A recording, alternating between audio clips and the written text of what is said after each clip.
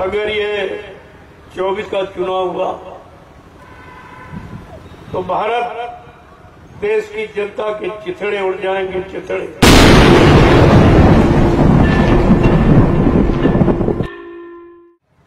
अभी तो कहा जा रहा पछताना पड़ेगा, अब आज से कह रहा हूं आपको रोना पड़ेगा।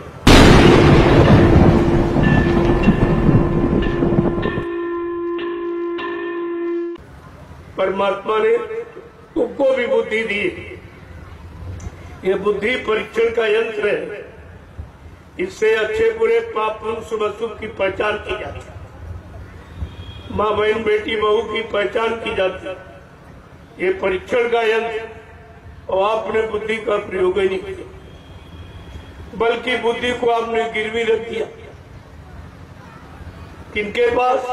नेताओं के पास। कितने दिन के लिए? 5 साल के।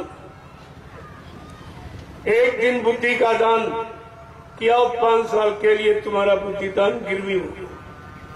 अब 5 साल आप कुछ नहीं करते, ना कुछ कह सकते हो, चाहे जितनी परेशानी हो, चाहे जितना दुख तकलीफ हो, चाहे जितने टैक्स बढ़ जाए, चाहे जितनी महंगाई बढ़ जाए, चाहे बच्चों को बेरोजगार कर दिया जाए, लेकिन 5 साल तुम जबान नहीं खोल सकते। ये बुद्धि गिरवी है, आज तक कोई नहीं समझ पाया। जो अपने आप को विद्वान कहते पढ़े लिखे, वो भी नहीं समझ पाए। जो कर्मचारी अधिकारी बन गए, वो भी नहीं समझ पाए। जो प्रधानमंत्री राष्ट्रपति बन गया, वो भी नहीं समझ पाया। ये मतदान बुद्धि का गिरवी रखना, और वो भी एक दिन के लिए 5 साल। और कितने साल हो गए आपको करते करते?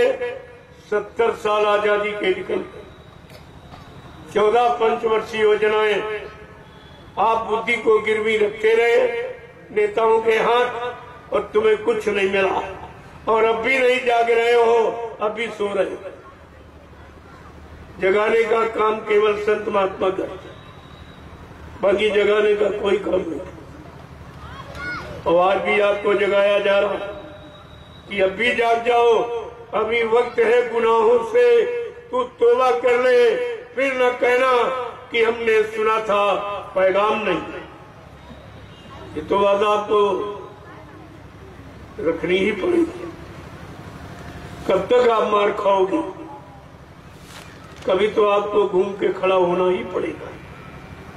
अगर पहले खड़े हो जाओ तो तुम्हारा कुछ बच जाए, कुछ बच जाएगा, नहीं तो बिल्कुल नंगा कर देंगे। और तब तुम महात्माओं के पास आओगे तो महात्मा कहाँ से तुम्हारी मदद करे?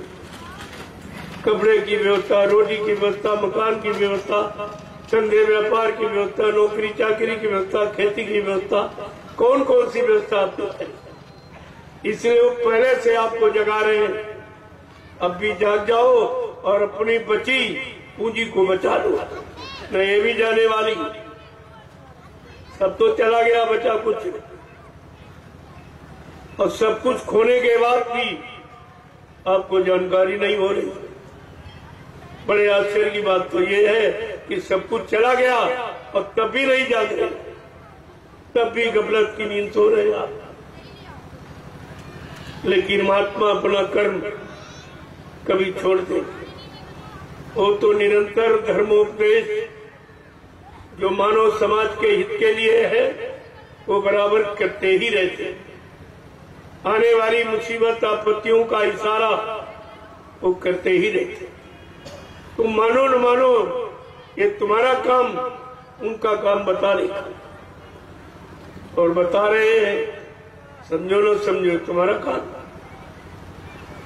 आपको पछताना पड़ेगा। अभी तो कहा जा रहा पछताना पड़ेगा, अब आज से कह रहा हूं आपको रोना पड़ेगा। आज से ये कह रहा हूं कि आपको रोना पड़ेगा। ऐसी स्थिति बनती चली जा रही और बनाने वालों ने सारा देश बेच दिया, कुछ नहीं बचा। इस भारत देश में कुछ बचा ही नहीं। ऐसा राजा कभी नहीं आया। किसी युग का इतिहास उठा लीजिए आप, राजा ने जो भी निर्माण किया अपने राष्ट्रीय कोष से, जनता से कभी नहीं मांगा। और आज का राजा सर जनता से मांग रहा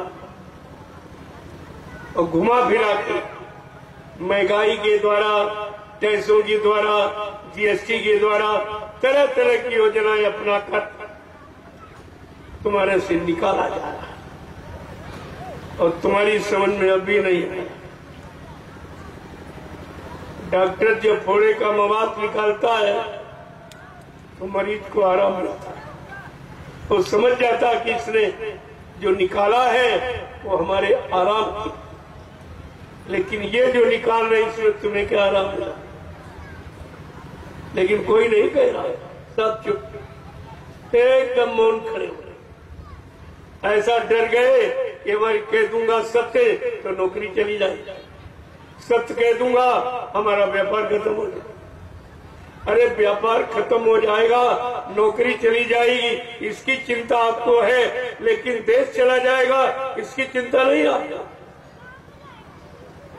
तुम जिस देश के नागरिक हो उस देश के बारे में आपको कोई चिंता नहीं। तो ये तुम्हारा कैसा नागरिकपन है कि नागरिक होते हुए और नागरिक बेचारा कुछ कह ही नहीं पा रहा, कुछ जबान नहीं खोल पा रहा। कितना अन्याय हो जाए, कितना अत्याचार हो जाए, कितना मतलब यानी महंगाई और कितनी गरीबी आ जाए, लेकिन आप कुछ कह ही नहीं सकते। तो फिर तुम्हारा जीने का अधिकार क्या? आखिरकार किस लिए आप जी रहे हो? जब अच्छी सच्ची बात कहने का अधिकार नहीं तो तुम्हारा जीने का अधिकार ही नहीं। जी रहे हो लेकिन मुर्दा बन के जिए, जिंदा बन के नहीं। जैसे मुर्दा नहीं कुछ कहता है ऐसे तुम नहीं कहते, तो तुम्हारा जिंदा बन का मुर्दे को। इसलिए अब भी जागो, चेतो, उसमें आ जाओ। आगे का समय बहुत खराब, कि आपका जीना मुश्किल हो जाएगा। अगर ये 24 का चुनाव हुआ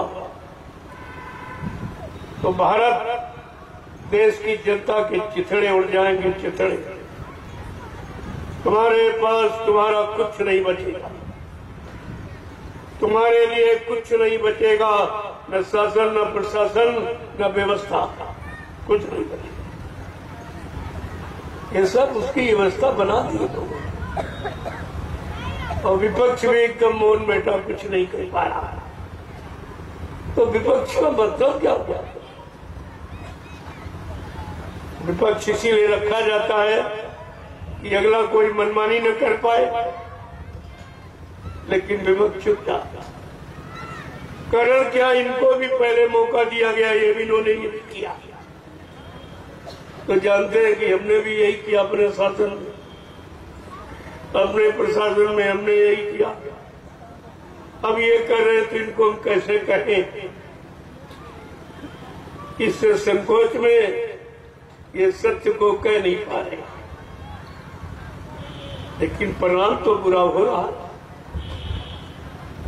जनता के लिए सब तो बुरा ही बुरा दिखाई दे रहा है, सब दुख तकलीफ ही दिखाई दे रहे हैं, सब अत्याचार, अनाचार, भ्रष्टाचार, पापाचार, यही सब दिखाई दे रहा। तो इससे कौन सा लाभ मिलेगा?